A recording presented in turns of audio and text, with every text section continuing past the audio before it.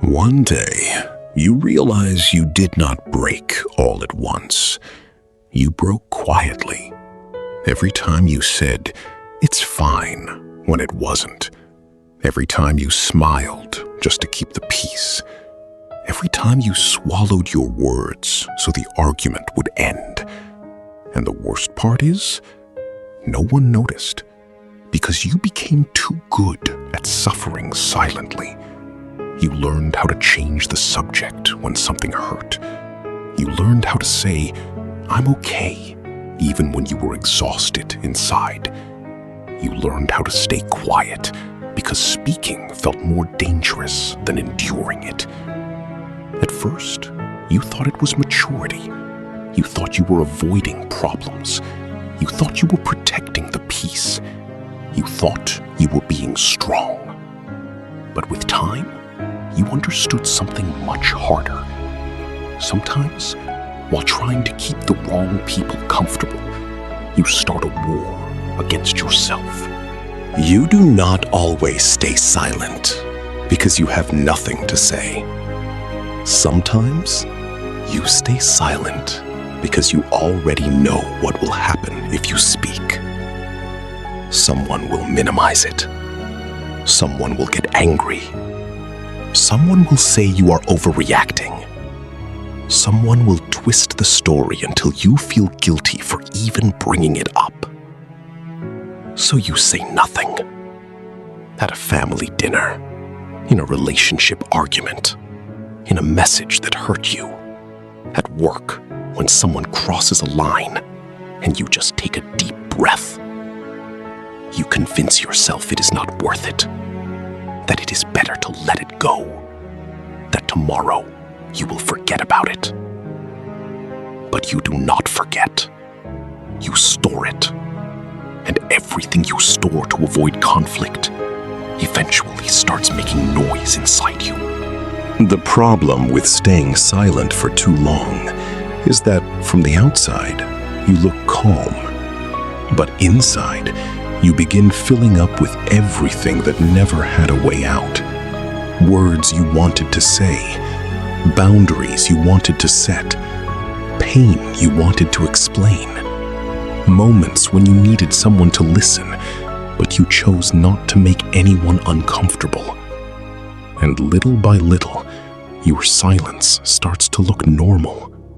People get used to you not complaining, to you understanding, to you giving in, to you being the one who takes a deep breath and says, "It's okay."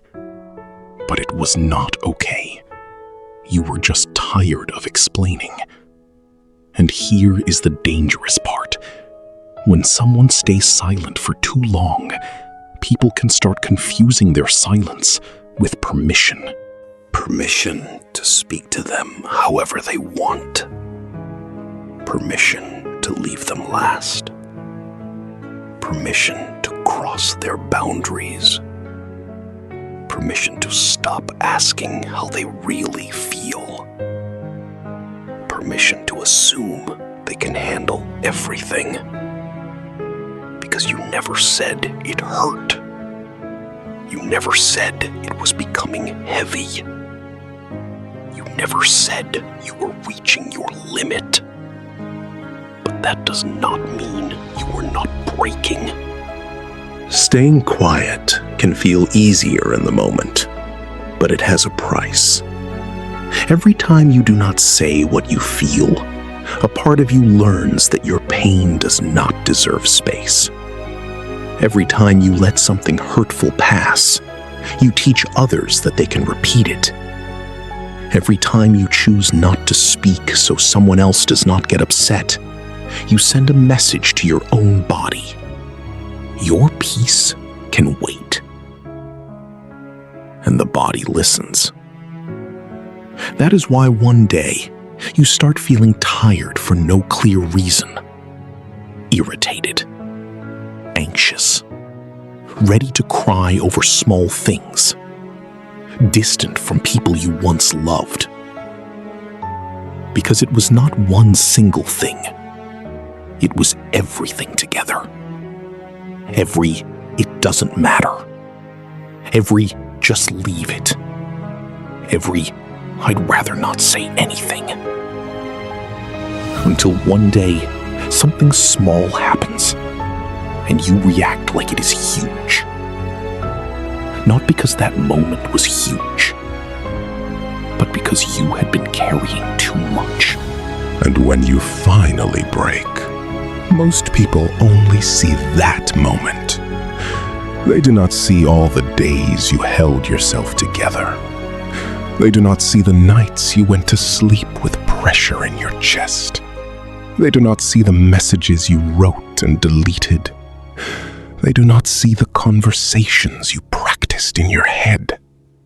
They do not see how many times you tried to convince yourself it was not that serious.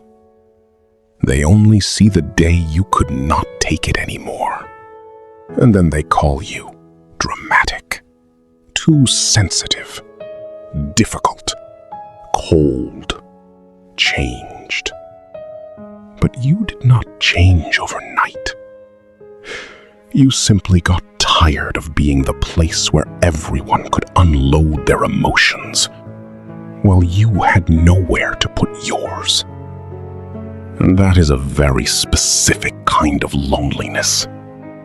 Being surrounded by people, but not feeling allowed to be honest with any of them. There is a sentence many people use to survive. I would rather stay quiet than create problems. But sometimes the problem does not disappear. It just changes location. It is no longer at the table. It is no longer in the conversation. It is no longer in the argument. Now it is in your chest, in your throat, in the way you look at people, in the distance you start creating without realizing it. Because when you cannot speak in the places where you are supposed to feel safe, you begin leaving internally. You are still there. You still reply. You still show up. You still do what you are supposed to do. But something in you is no longer present. And people notice too late. But listen to this. Speaking does not mean attacking. Setting a boundary does not mean hurting someone. Saying, "That hurt me," does not mean starting a war. And being honest does not make you a difficult person. What happens is, if you have been silent for too long, your own voice will feel aggressive at first. It may shake. You may feel guilty. You may wonder if you are overreacting. But maybe you are not overreacting. Maybe you are finally saying something you spent years swallowing. And it may not come out perfectly. It may come out messy. It may come out with fear. It may come out with pauses. But it comes out. And sometimes that is the first way you return to yourself. You do not have to say everything at once. You do not have to turn every wound into a fight. You do not have to explain your entire life for someone to understand that something hurt you. You can start with one sentence. That did not feel right to me. I do not want to keep talking like this. I need you to listen without interrupting me. This time, I am not going to say it is okay, because it is not. Maybe someone will get upset. Maybe someone will say you were not like this before. Maybe someone will try to make you feel guilty for having a voice. But remember this. People who benefited from your silence may feel attacked when you start speaking. That does not always mean you are doing something wrong. Sometimes it means your silence stopped protecting them and started protecting you. Maybe you stayed silent because you did not want to lose anyone, because you thought that if you told the truth, someone would leave. But there is also a quiet loss in staying where you cannot be honest. You lose yourself. You lose your calm. You lose your clarity. You lose respect for what you feel. And at some point, you no longer know if you are at peace or if you are simply exhausted. That is why the decision that changes everything is not always screaming. It is not always leaving. It is not always ending a relationship. Sometimes it is something smaller. Stopping yourself from saying it's fine when it is not. Stopping yourself from smiling when something is breaking you. Stopping yourself from protecting a peace that only exists because you are paying the price. And if today you have something stuck in your throat, maybe you do not need to wait until you explode. Maybe you need to start telling the truth before your silence speaks for you. Because no one can notice what you